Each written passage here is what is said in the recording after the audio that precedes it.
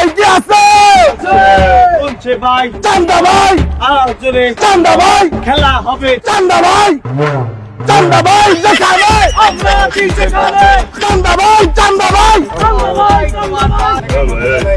চান্দা ভাই আইছে। আসসালামু আলাইকুম ভাই। ওয়ালাইকুম আসসালাম ছোট ভাই। গত 15 বছর এক গ্রুপ তোমাকে কাছে চাঁদাবাজি করছে। ভাই ভাই এক গ্রুপে 15 বছর অনেক জ্বালাইছে।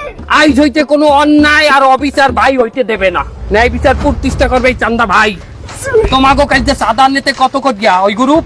120 টাকা চান্দা নিছে। 120।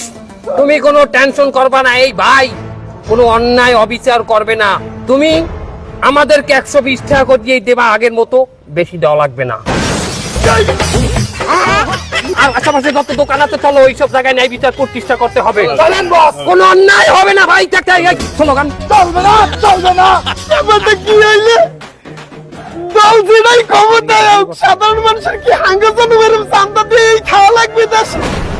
শান্তি প্রতিষ্ঠিত আর হইলে না দেশটায়। যদিও এটা অভিনয়, তারা একটা অভিনয় করছে, তবে কেউ যদি এরকম বাস্তবে করে থাকে তাহলে মনে হয় না কোনো ভালো রেজাল্ট আসবে।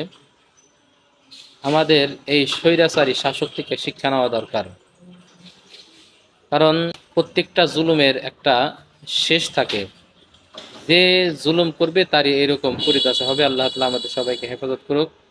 আসসালামু আলাইকুম ওয়া রাহমাতুল্লাহি ওয়া বারাকাতুহু।